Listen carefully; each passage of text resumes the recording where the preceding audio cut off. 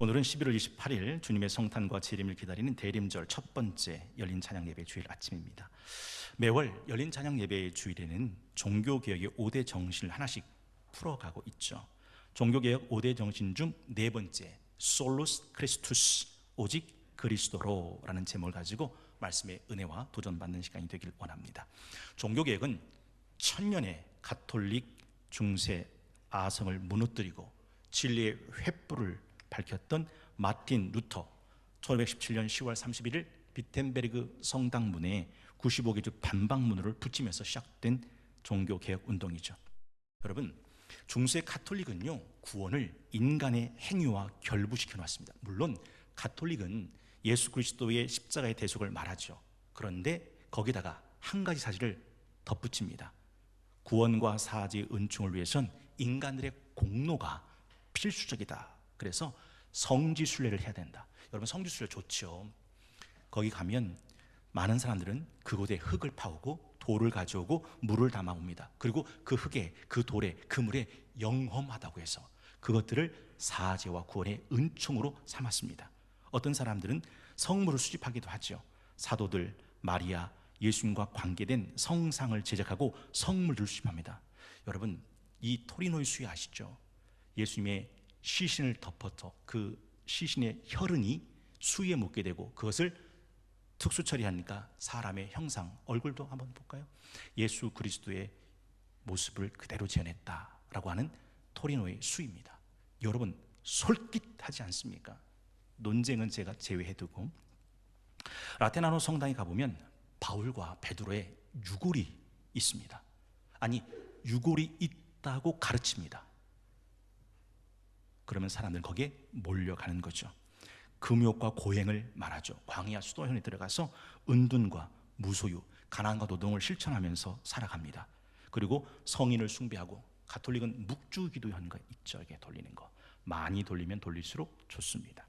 다양한 축제일을 지키는 노력도 합니다. 그래야 죄는 용서받고 그래야 구원이 온다라고 가르쳤다 하는 거죠. 그런데 성경은 어디서도 인간의 행위를 구원으로 말한 적이 없습니다. 오직 성경은 구원은 예수 그리스도를 통해서만 온다는 사실을 분명하게 밝혀주고 있습니다. 물론 중세 가톨릭도 예수님의 구원 사역을 말하죠. 문제는 다른 사람도 끼워 넣는다는 데 문제가 있습니다. 여러분 아세요? 성모 마리아는 예수의 동급으로 취급됩니다. 모든 사람은 죄를 범하였음에 하나님의 영광에 이르지 못한다 했던 그 말씀과 정반대로 성모 마리아는 죄가 없다라고 가르칩니다. 무흠설이죠. 그리고 평생 예수님을 낳고 난 다음 동정녀로 살았다라고 말합니다. 성경을 조금만 읽어보십시오. 예수의 형제가 있었다. 성경은 기록되어 있어요. 그런데 가톨릭은 그렇게 가르치지 않습니다. 그리고 8월 15일은 무슨 날인지 아세요?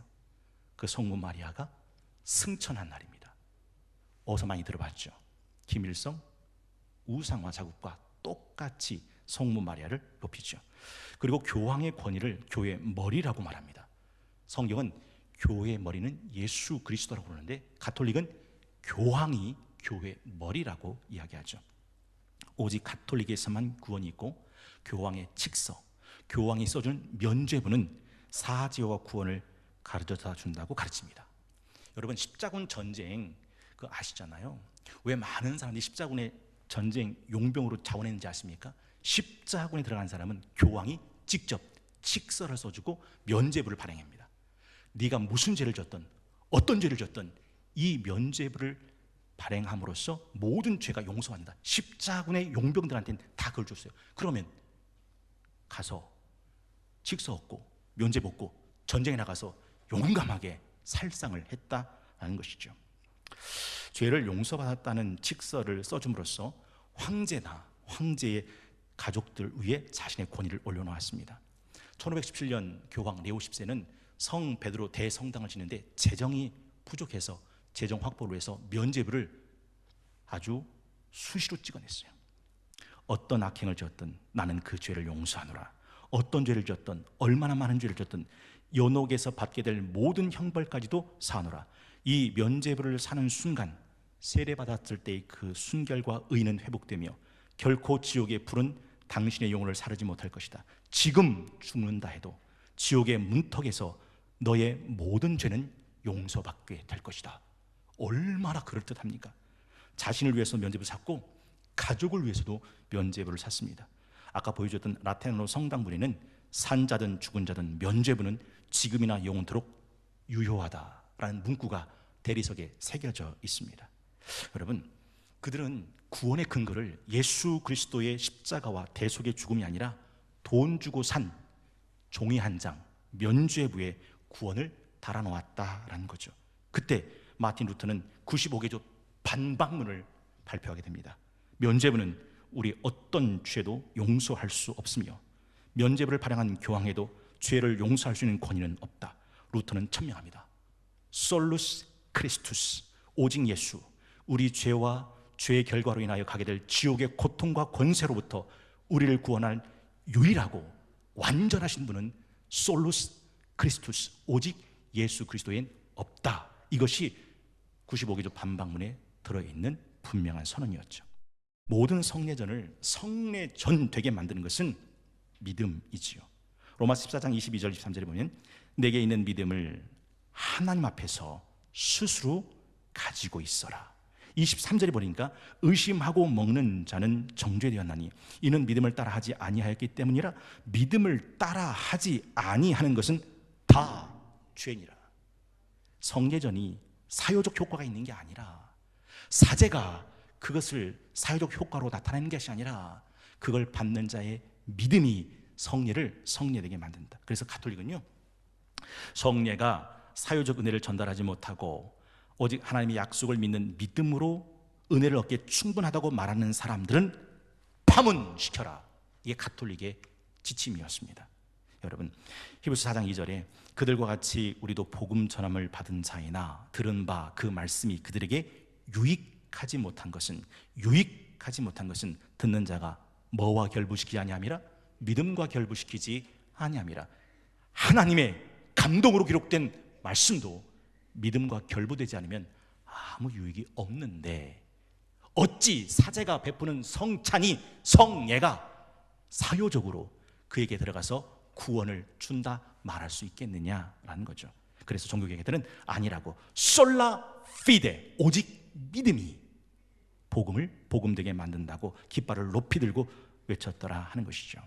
여러분, 종교개혁가는 믿음은 성자의 복음 안에 나타난 성부의 약속을 믿을 수 있게 해주는 성령의 선물이며 그 약속은 성찬을 통해서 가시적으로 확증되고 상징되고 보증된다라고 가르쳤어요.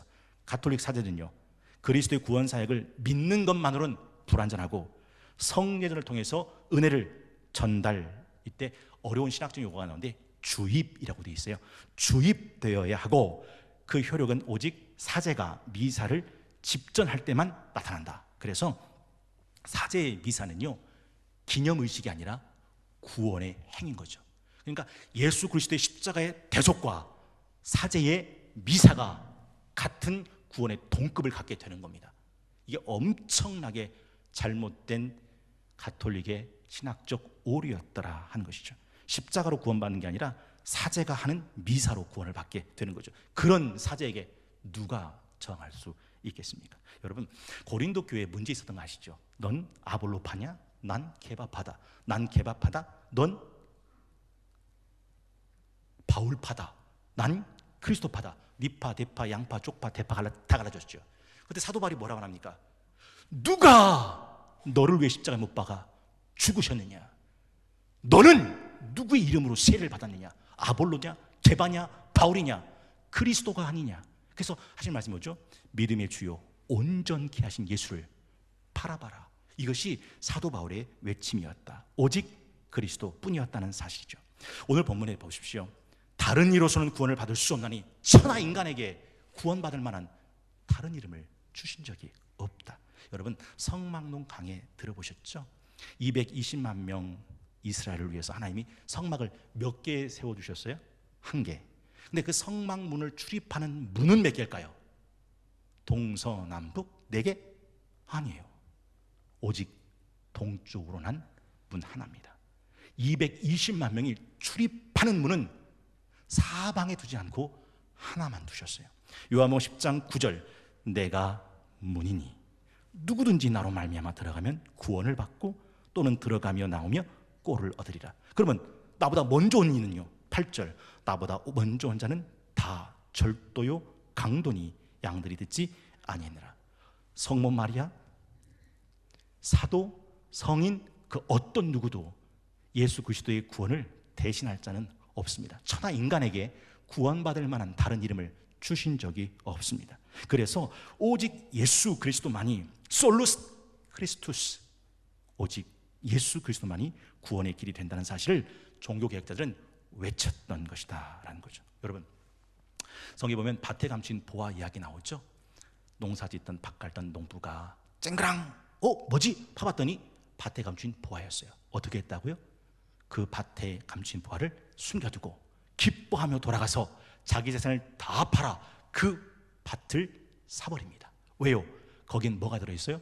감추어진 보화가 들어있습니다.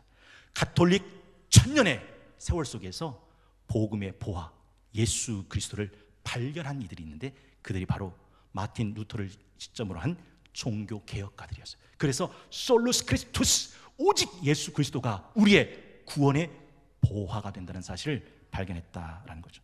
예수님은요, 하나님께서 나타내 보이신 구원의 길이고, 예수님은요, 자기 자신 스스로 내가 길이요 진리요 생명이니 나로 말미암지 않고는 아버지께 올 자가 없다, 스스로 자신을 드러내셨어요. 여러분 한번 읽어볼까요? 함께 읽어보겠습니다. 시작.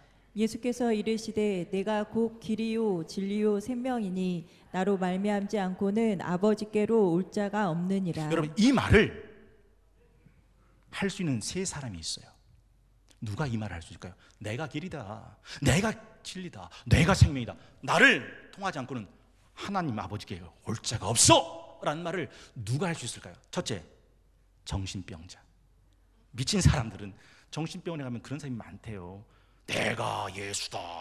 그러면 이제 옆에 있는 병상에 있는 침대 위에 있는 사람이 난 널 보낸 적이 없는데 뭐 이렇게 그런 사람이 있대요. 그러니까 이 말을 할 수 있는 사람은 정신병자, 미친 사람은 이런 말을 할 수 있어요. 모두 모르게, 자기도 모르게. 두 번째는요, 사악한 사이비 교주. 내가 길이요, 내가 진리요, 내가 생명이다, 내가 재림 예수다, 나를 통하지 않고는 아버지께 갈 자가 없다라는 말을 사이비 교주는 해요. 그런데 자기가 아니라는 걸 누가 제일 잘 알아요? 자기가 제일 잘 알아요. 거짓말을 알면서 하는 거죠. 또 한 번의 사람이 있습니다. 누가 이 말을 할 수 있을까요? 진짜 길, 진짜 진리, 진짜 생명이신 진짜만. 그러면 예수님은 셋 중에 하나가 되는 거예요. 미친 사람이거나 사이비 교주거나 진짜 길과 진리와 생명이시거나. 여러분은 선택하셔야 돼요. 아, 난 예수가 미쳤다고 생각해, 난 미친 사람이라고 생각해. 그러지 않고야 내가 길이요 진리요 생명이 나로 말미암지 않고는 아버지께 올 자가 없다, 어떻게 그렇게 말하겠어? 맞아요. 미친 사람이라고 간주하면 믿을 필요가 없어요. 두 번째, 미치지 않았고 그 사이비 교주 있잖아. 요즘 그 떠도는 그 신천지 이만희 같이 사이비 교주, JMS교 사이비 교주 중 그런 악독한 사이비 교주라고 생각해. 그러면 따를 필요 없어요. 미친 사람도 아니고 사이비 교주도 아니라면 예수님은 진짜 길이요, 진짜 진리요, 진짜 생명이신 분이라는 사실밖에 남는 게 없습니다. 여러분은 선택하셔야 돼요. 그러면 여러분의 선택이 여러분이 예수님을 어떻게 고백하게 될지를 드러내게 된다라는 거죠. 여러분, 디모데전서 1장 14절에 우리 주의 은혜가 그리스도 예수 안에 있는 믿음과 사랑과 함께 넘치도록 풍성하였도다. 미쁘다 모든 사람이 받을 만한 이 말이요, 그리스도 예수께서 죄인을 구원하시려고 세상에 임하셨다 하였도다. 예수 안에 있는 믿음, 사랑, 은혜의 풍성함과 죄인을 구원하시려고 예수 그리스도께서 이 땅에 오셨다고 말씀하죠. 이걸 매주 토요일 칼빈 기독교 강요는 엄청나게 예리하고 날카롭게 풀어내주고 있습니다. 기억나시죠? 지난 시간에 하나님의 풍성한 은혜가 반드시 우리에게 효과가 나타나기 위해서는 누구 안에서라고요? 예수 그리스도 안에서. 그래서 에베소 1장의 창세전에 예수 그리스도 안에서 하나님의 자녀로 택정하고 예정하고 작정하신 이 사건을 예수 안에서, 예수 안에서, 예수 안에서, 예수 안에서가 몇 번 나온다고요? 오선재 권사님? 13번? 잊어버렸어요. 예수 안에서란 말을 빼버리면 하나님의 은혜는 사라지고 말아요. 하나님의 그 풍성한 은혜가 다 예수 안에 들어있기 때문에 칼빈이 그걸 예리하게 풀어주죠. 기억나시죠? 하나님은 농부시고 예수는 포도나무시고 너희는 가지라. 여러분, 농부가 이 가지의 열매를 맺기 위해서 풍성하고 기름진 거름과 양분과 물을 주잖아요. 그런데 그 가지의 열매를 맺게 하는 농부의 그 엄청난 수고가 누구 안에 있을 때, 어디 안에 붙어 있을 때 효과가 나타나요? 포도나무인 예수 안에 붙어 있을 때. 내 안에 거하라 나도 너희 안에 거하리라. 가지가 포도나무에 붙어 있지 않으면 스스로 열매를 맺을 수 없는 같이 너희도 내 안에 있지 않으면 그러하리라. 나는 포도나무고 너희는 가지라. 그가 내 안에 내가 그 안에 거하면 사람이 열매를 많이 맺나니 나를 떠나서는 너희가 아무것도 할 수 없습니다. 솔루스 크리스투스, 오직 예수 그리스도. 그래서 가톨릭은요, 목사님 가톨릭도 예수님의 구원을 인정하는데요. 맞아요. 예수 그리스도의 구원의 사역을 인정한다니까요. 문제는 예수 그리스도의 구원의 사역을 인정하면서 다른 것들을 갖다 붙여놓는 데 있어요. 종교개혁은요, 예수 그리스도의 사역을 인정하는 것이 아니라 예수 그리스도의 사역만을 인정해요. 사역을 인정하는 것과 예수 그리스도의 사역만을 인정하는 것은 반딧불과 번개불의 차이와 같아요. 예수 그리스도의 사역을 인정하면서 다른 많은 것들을 덕지 붙이는 가톨릭은 틀렸어요. 오직 솔루스 크리스투스, 예수 그리스도의 사역만이 우리의 구원의 길이 된다라는 거죠. 혹시 여러분 견인차 횡포 받아보신 적 있으세요? 와, 견인차 잘못 걸리면요, 여기서 여기 옮기는데 40만 원이에요. 여기서 여기 옮기는 40만 원. 고리만 걸었다가 이게 나 이거 견인차 나 안 쓸 겁니다. 그러면 고리만 걸면 20만 원이에요. 그런데 법을 알면 그 견인차의 횡포에서 자유로울 수 있습니다. 여러분, 요한 1서 2장 1절에 나의 자녀들아 내가 이것을 너희에게 쓰면 너희로 죄를 범하지 않게 하려 함이라. 만일 누가 죄를 범하여도 아버지 앞에서 우리에게 대언자가 있으니 곧 의로우신 예수 그리스도시라. 그는 우리 죄를 위한 화목 제물이니 우리만 위할 뿐 아니요 온 세상의 죄를 위하십니다. 그래서 히브리서 9장에 뭐라고 말씀합니까? 히브리서 9장 26절에서 28절 한번 들어보시겠습니다. 그리하면 그가 세상을 창조한 때부터 자주 고난을 받았어야 할 것이로되 이제 자기를 단번에 제물로 들어 죄를 없이 하시려고 세상 끝에 나타나셨느니라. 한 번 죽는 것은 사람에게 정해진 것이요 그 후에는 심판이 있으리니 이와 같이 그리스도도 많은 사람의 죄를 담당하시려고 단번에 들이신 바 되셨고 구원에 이르게 하기 위하여 죄와 상관없이 자기를 바라는 자들에게 두 번째 나타나시리라. 제물로 어떻게 드렸다고요? 단번에. 어디서 드리셨다고요? 세상 끝에. 이 말은 예수 그리스도의 십자가의 구원의 사건 이후에 다른 어떤 것도 첨가될 필요가 없다는 거죠. 왜요? 단번에 세상 끝에 이 사건을 이루셨기 때문에 그렇더라. 그래서 히브리서 10장 17절 또 그들의 죄와 그들의 불법을 내가 다시 기억하지 아니하리라 하셨으니 이것들을 사하셨은즉 다시 죄를 위하여 제사 드릴 것이 없느니라. 가톨릭이 드리는 미사가 뭐라고 했죠? 제사라고요. 그 제사가 뭐라 했다고요? 예수님의 십자가의 구속의 효과를 똑같이 드러내는 구원의 행위로 이야기한다고요. 이것이 아니라고 이미 예수 그리스도의 십자가 속에서 단번에 세상 끝에 영원히 해결하셨다는 것을 성경 우리에게 가르쳐주고 있더라 하는 거죠. 인간은요, 그 죄의 실체는 무섭습니다. 제가 여러분 지난번에 말씀드렸잖아요. 지금은 옷 좀 입으니까 그럴 듯 보이죠. 지금은 머리에 젤 좀 바르고 화장 좀 해니까 그럴 듯 보이죠. 여러분의 몸이 생명을 떠나고 땅속에 묻히는 순간 구더기는 여러분의 살을 파먹기 시작하고 악취와 뼈는 썩어 들어갈 겁니다. 그게 우리의 실체입니다. 성경에 보면 모든 사람은 다 죄를 범하였음에 라고 말하죠. 한번 들어보시겠습니까? 로마서 3장 10절 기록된 바 의인은 없나니 하나도 없으며 깨닫는 자도 없고 하나님을 찾는 자도 없고 다 치우쳐 함께 무익하게 되고 선을 행하는 자는 없나니 하나도 없도다. 그들의 목구멍 열린 무덤이고 혀로는 속임을 일삼고 그 입술에는 독사의 독이 있고 그 입에는 저주와 악독이 가득하고 그 발은 피 흘린 데 빠른지라. 파멸과 고생이 그 길에 있어 평강의 길을 알지 못하고 그들의 눈앞에 하나님을 두려움이 없느니라 함과 같으니라. 우리의 이 목굽이 어느 것 하나 성한 데가 없습니다. 다 썩어 문드러졌다. 이 썩어진 죄를 씻어낼 것은 세상에 예수 그리스도의 피밖에 없다라는 거예요. 인간의 완전한 전적인 타락. 그래서 에베소 1장 7절에 우리는 그리스도 안에서 그 은혜의 풍성함을 따라 그 피로 말미암아 속량 곧 죄의 사함을 받았느니라. 한번 들어보시겠어요? 로마서 3장 23절에서 26절 들어보시겠습니다. 모든 사람이 죄를 범하였음에 하나님의 영광에 이르지 못하더니 그리스도 예수 안에 있는 속량으로 말미암아 하나님의 은혜로 값없이 위롭다 하심을 얻은 자 되었느니라. 이 예수를 하나님이 그의 피로써 믿음으로 말미암는 화목제물로 세우셨으니 이는 하나님께서 길이 참으시는 중에 전에 지은 죄를 강간하심으로 자기의 위로우심을 나타내려 하심이니 곧 이때에 자기의 위로우심을 나타내사 자기도 의로우시며 또한 예수 믿는 자를 위롭다 하려 하심이라. 25절 볼까요? 이 예수를 하나님이 그의 피로써 믿음으로 말미암는 화목제물로 세우셨다. 기억나십니까? 로마서 8장 35절 누가 우리를 그리스도의 사랑에서 끊으리요? 환난이냐 공고나 박해나 기근이나 적신이나 위험이나 칼이랴.